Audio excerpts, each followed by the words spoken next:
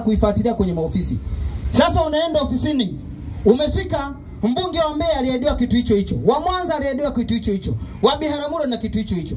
Wapiga kura wa Biharamulo milioni 2. Wapiga kura wa Mbeya milioni 2. Wapiga kura wa Mwanza milioni 2. Lakini waliojitokeza Biharamulo 100,000. Mbeya wamejitokeza milioni 1.5.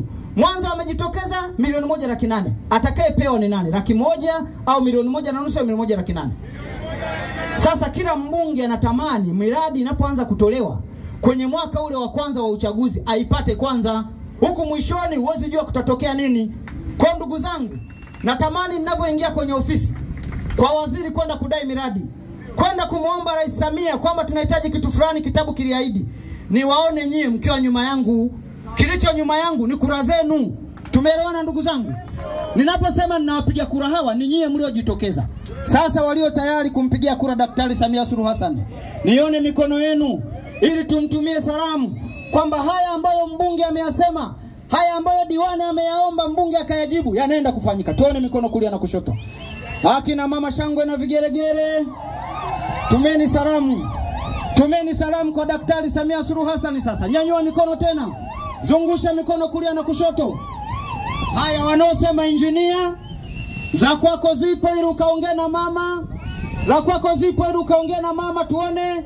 Nyanyua mikono kulia na kushoto. CCM oye! Haya, za diwani wetu Rubura tuzione. Za diwani wetu Rubura tuzione. CCM oye! Ahadi ni deni, si ndio hivyo? Tuliahidi barabara ya lami kuingia sokoni humu. Mheshimiwa diwani, unalijua nilishakwambia. Tumetangaza ile barabara baada ya uchaguzi. Mkoa wa Kagera na mikoa mingine TARURA walisema tumalize uchaguzi ndio mikataba itasainiwa.